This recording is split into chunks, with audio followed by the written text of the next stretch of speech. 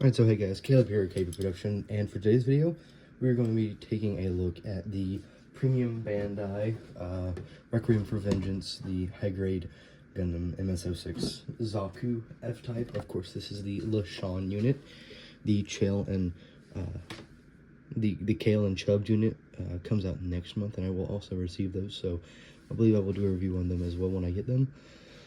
However, I'm actually probably the most excited for these out of the two different styles. I mean, with the Kale and Chubbs coming out next month, I think I like these the most, honestly, even though I don't even have the other two in hand yet.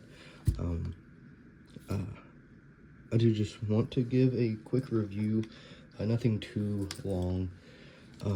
I'll stick with the basic unit first. So this is your basic Zaku 2 unit, lesean's unit specifically. You get water slide decals for everything, including the mono eye, which I think is really bad. So I actually, when I got the water slide off, I actually put a little dab of glue on that piece for the mono eye so it'll stay there, because it did not want to stay for me, and I'm not a master with water slides. That's why I only actually put 3 of them on this kit. And I didn't even put any on this kit because there's so much other stuff you have to do with this kit. Now, this is, of course, pretty much the exact same as the regular Zaku, the Solari type, design-wise. So if you have already built one of those, you would have already built this, pretty much. The only thing new is the bazooka. Overall, though, I like this one much better. I'm more of a fan of the regular Zaku green, and this is an amazing coloration of that Zaku green. It's a little more of a middle ground between the high-grade, the Origin, and the regular high-grade Revive. The Origin is a lot more of a darker green. The Revive, of course, is a lot lighter green, more accurate to the original show.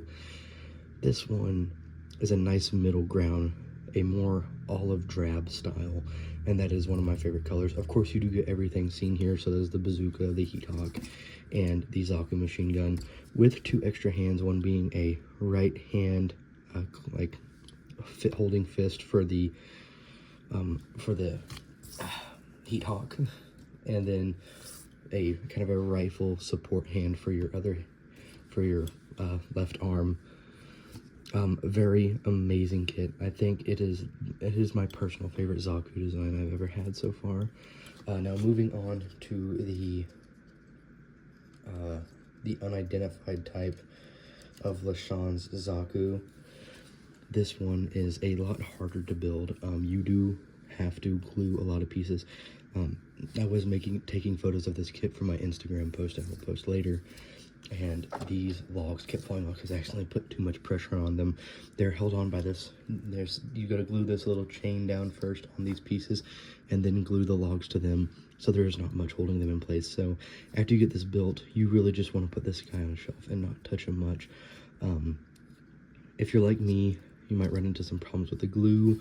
The glue I used, I didn't use the correct type of glue, so it left a lot of coloring, like white coloring. I used super glue because it's the only thing I had on hand, and I was really eager to build this kit. But a thing of top coat, these are both panel lined and matte top coated. After a thing of panel lining and a matte top coat, it does look a lot better. Now, you do get this little shield that comes with it, which is actually a part of the, I think it's called the Hildendorf. I can't remember what it's called, but it's from Gundam. It's from MS Igloo, the original MS Igloo series. Someone online I had saw that they had the model of the Hildendorf, or whatever it is, and this is just a direct copy of like one of the side paneling pieces. And again, you get the same loadout of hight, Zaku machine gun, and hyper bazooka, or Zaku bazooka. It's not a hyper bazooka. You do have a little bit of a different shield variation, and that is really the only difference. I guess that I'm very wrong. You get that, and of course you get all the chain you have to glue on, which is very much a pain in the butt. I didn't even, this leg is supposed to have chain as well. I didn't even do it because I didn't want to, because of how long it took.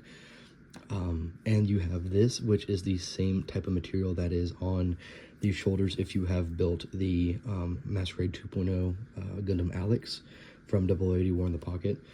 Also with this kit, you do, of course, get the same holding hand and open hand.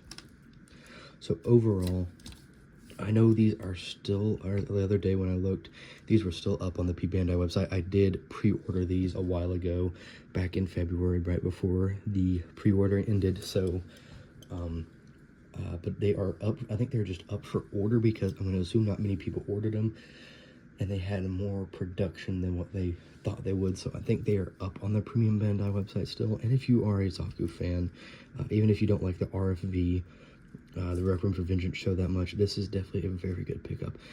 I believe these kits, I think this kit is a 10 out of 10 for sure. This kit, I mean, look wise, it's a 10 out of 10, but for the amount of effort you go through, I give it an 8 out of 10. The effort is very much worth it, especially if you put a layer of top coating and stuff on, but it is very much not fun when you are building it. It's very tedious work.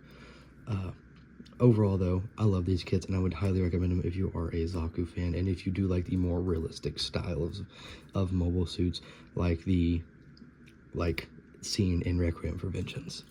I hope you guys enjoyed this video, and I will see you guys in the next one.